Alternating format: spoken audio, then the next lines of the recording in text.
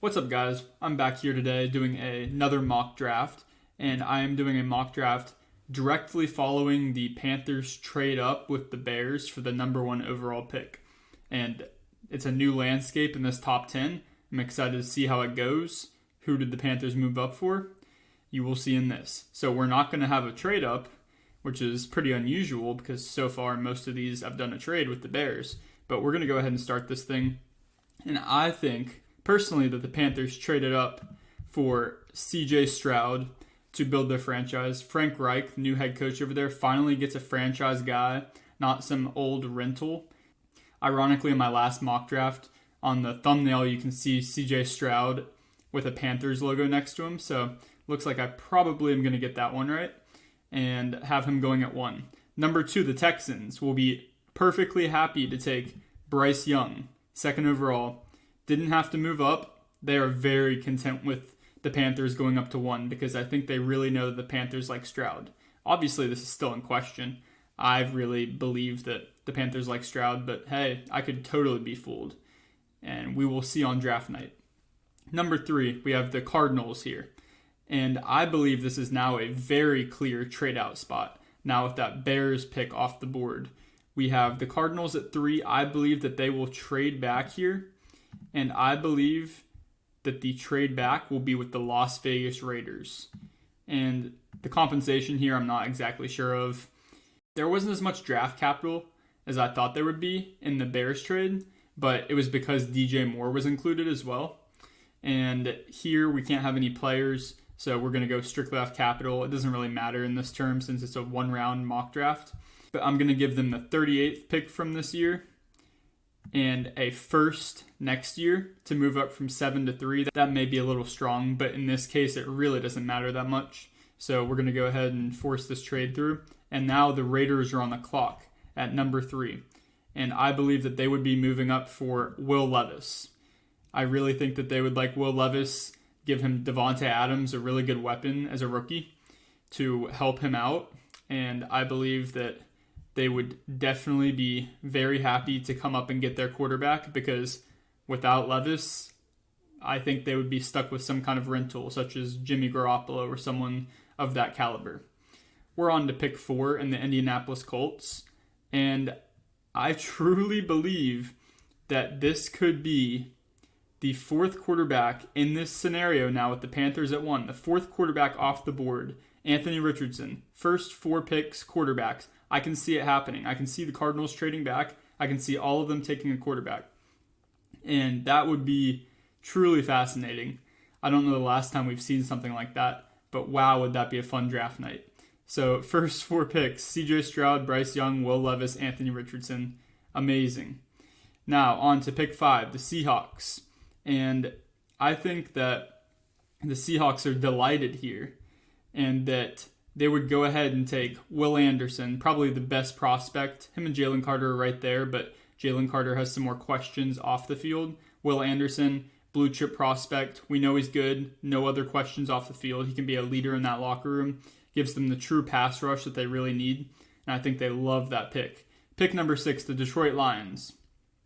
And in this scenario, I know it sounds crazy, but Jalen Carter being here and their biggest need being that front 7, I think the Lions could get Jalen Carter at pick 6, and it's a huge need for them. It makes a lot of sense. It's a weird fit just because I haven't seen it much, but I think it's a good fit either way. And he could make it to pick 6 now with the Panthers at 1. This is crazy. This just happened about a couple hours ago. The Panthers trading up with the Bears to pick 1. So all of this is so new to me with these guys falling to these different places. Pick number 7, now the Cardinals. With the trade with the Raiders, they're sitting here at pick 7. And I believe that at pick 7, Tyree Wilson makes a ton of sense to get them some edge help. J.J. Watt just retired. They really need some pass rush, and Tyree Wilson is the perfect recipe for that. He's an athletic freak, and he will really contribute from day one, especially after he gets some more coaching. He will turn into an absolute beast. I think he could be one of the best edge rushers in the league in a couple years. The Falcons at pick 8. They have a lot of needs, and there's a lot of different directions they could go with this. But just like my last mock draft, I think Lucas Van Ness and his versatility along the D-line is something that could be highly sought after by this Falcons team. He can play on the edge, but he can also play some interior defense. So I think that he would be a really good pick and give a lot of versatility, especially early in his career as he starts to develop. And I think that that would suit the Falcons very well. So the Bears now at pick 9, which is where they really are. It's not just in my mock draft. That's where they are in real life now. They're kind of in a tough spot here because, again, they have needs, wide receiver not really being one of them now. So I have them going with Peter Skoronski. They really need O-line help badly. Northwestern's in Chicago. That has nothing to do with it. But Skoronski could be a versatile tackle, and he can kick inside. He has short arms, so guard may suit him better. But either way, they get a really good offensive lineman. I think the Bears are perfectly happy protecting Fields a little bit more, and that's a good pick. So I like Skoronski at 9 to the Bears. Pick 10, the Eagles. Still sit here. This is where we get into some normality once we start to get outside the top 10. And I still have Christian Gonzalez going to the Eagles. I think it's a great fit. And I think Gonzalez gives them that man-to-man lock. Today, there were actually rumors that Darius Slay might be getting traded. So they really, really need to refresh on this secondary to make sure they keep that Super Bowl window open. And Christian Gonzalez addresses that immediately. Tennessee Titans. And I believe that they go with the next tackle here, which is Paris Johnson from Ohio State. And he is a great tackle. He's my tackle 1. The only reason I picked Skoronski to the Bears was because of his versatility. And Paris Johnson is such an athlete in the run game. And guess who loves to run the ball? The Tennessee Titans and Derrick Henry. So great fit, and love Paris Johnson to the Titans at 11. Pick 12, the Houston Texans. The Texans here have a lot of different directions, but again, I'm going to go with a wide receiver, and that's going to be Quentin Johnston. It fits the type that they need. They need a bigger receiver, and he gives them a little bit of a change from some guys they already have rostered, like Nico Collins and John Michie. So I think Quentin Johnston's a good fit there. It's an early pick, but I think it's a big need of theirs. Pick 13 for the New York Jets. I truly believe they need to keep picking offensive line until they get it right. And Broderick Jones here at pick 13, he's a great tackle, and they can finally solidify the position and allow their team to grow through the trenches. I think it's a clear pick. Whichever tackle it is, I think it'll address their situation. I really like Broderick Jones, though, so I can totally see him going there. Pick number 14, we have the Patriots here. And I'm in between Brian Branch and Jackson Smith and Jigba for the Patriots here.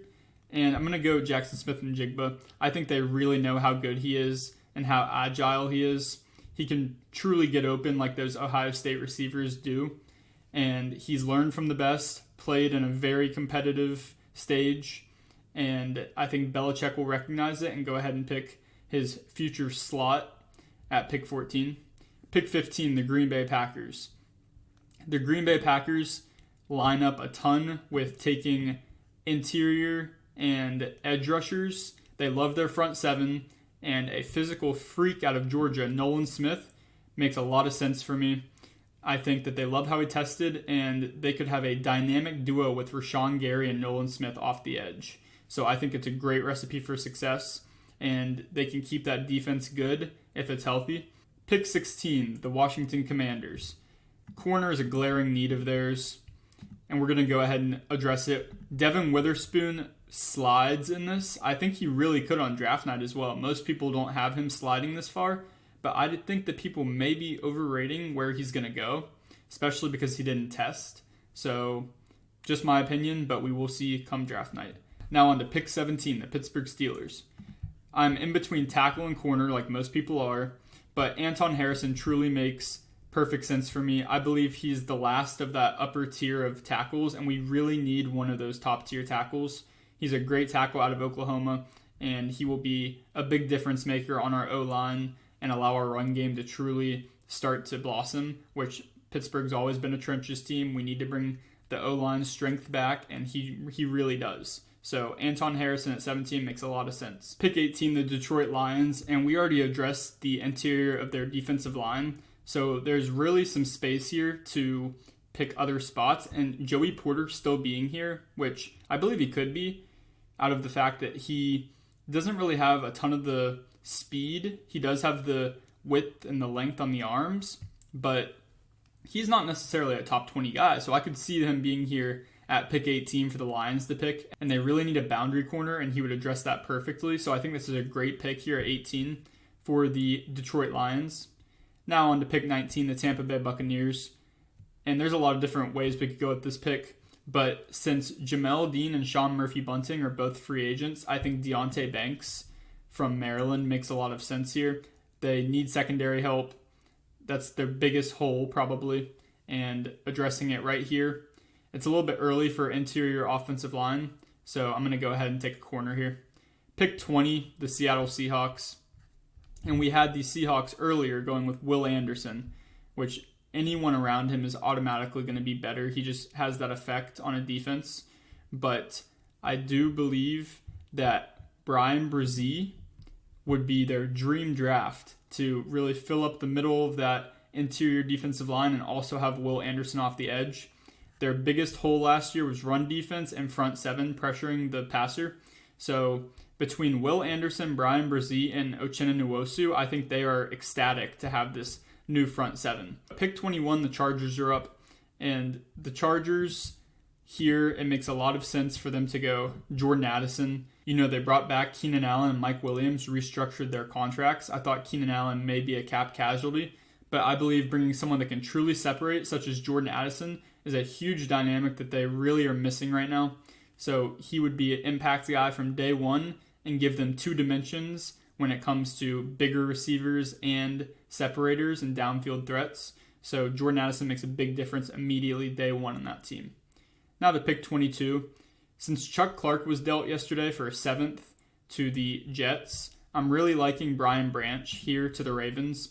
It allows Kyle Hamilton to move over and play more of a traditional safety role while still being able to have those two good safeties with Brian Branch now joining the team. So he gives them a nickel and a hybrid kind of guy to play with, and I think the Ravens love that kind of thing. They really like their defense, and Brian Branch is versatile and can play downhill very well. And the Minnesota Vikings, here I have Cam Smith going. They need corner really bad. They have just not hit on their corner picks in the past, and the secondary just needs a full revamp. Harrison Smith's getting old, and they get toasted frequently. So Cam Smith here at pick 23, hard physical, press man corner. Really like him. He also is very confident. He can kind of talk that locker room into a better state of mind. So that's my thought there with pick 23, Cam Smith. Pick 24, the Jacksonville Jaguars.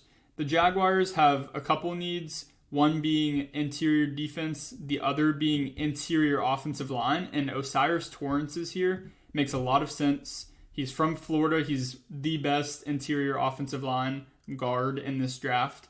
And I think the Jags would be really happy to protect Trevor Lawrence a little bit more. So Osiris Torrance makes complete sense to the Jaguars for me. And the New York Giants. And the Giants here, I have them taking another risky receiver like Kadarius Toney, being Zay Flowers, who really buffed up before the combine, but he could be one of the best receivers in the league. I mean, he's drawing comparisons to Tyler Lockett, Antonio Brown even. He's so dynamic and agile. He didn't really show the speed that we wanted, but the dude is just a baller on the field, and some guys you can't measure how good of a football player they are. Pick 26, the Dallas Cowboys. And the Cowboys like to take their controversial picks, and Kalijah Kancey is going to be another one of those for me. He is a smaller D-tackle, but showed true production in college, and I believe the Cowboys stick with their theme. I think that they really need that interior defensive line, and Kancey is productive, so he'd be a good pick there. Pick 27, the Buffalo Bills. They need interior offensive line, and I think they may reach on a guy like Steve Avila here. Steve Avila is a great guard. He really showed out at the Senior Bowl, rose his stock a lot, and I think that they just need to protect Josh Allen. That they had really bad guard play this last year, so that's going to be a big point of emphasis for them going into the draft, and Steve Avila addresses that. The Cincinnati Bengals here, and most of these offensive tackles, the top tier as I was speaking of, are off the board, but DeJuan Jones being a huge guy, I think they really like him. He's out of Ohio State as well, stays in state, and I really think they're just looking to shore up that line. They kind of struck out with the Lyle Collins acquisition, and that big free agency last year, but hopefully they can make up for it here, taking DeJuan Jones. And that will bring us to pick 29, the New Orleans Saints. And I think the pick's pretty clear here. I have Myles Murphy dropping down the board a lot. A lot of people like him top 10. I'm not a big fan. I think he's a pure power rusher, but can't really do much outside of that. But I think the Saints need just that pure power rusher, and I think they're very happy to take him here at pick 29. I think that might be sliding a little bit more than people like, and I think the Clemson name gives him a little bit of leeway in some areas he shouldn't get leeway. But we will move on now to pick 30, the Philadelphia Eagles. And the Eagles could go Bijan here. They could go a lot of different directions, but Will McDonald here at Iowa State is a guy that didn't even get first team reps, but was still highly productive.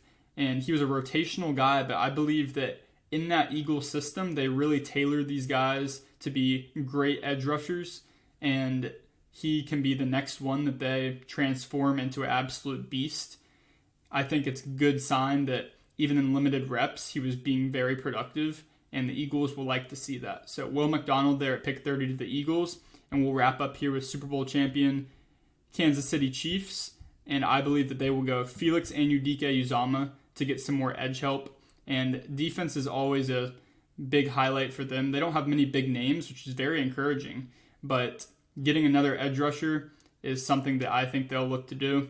And losing Frank Clark after the Super Bowl by releasing him, they'll look to address that immediately and take a very good Kansas State edge rusher in Felix Anudike-Uzomah. That is my mock draft, and thank you for watching. Make sure to like and subscribe if you enjoyed the content,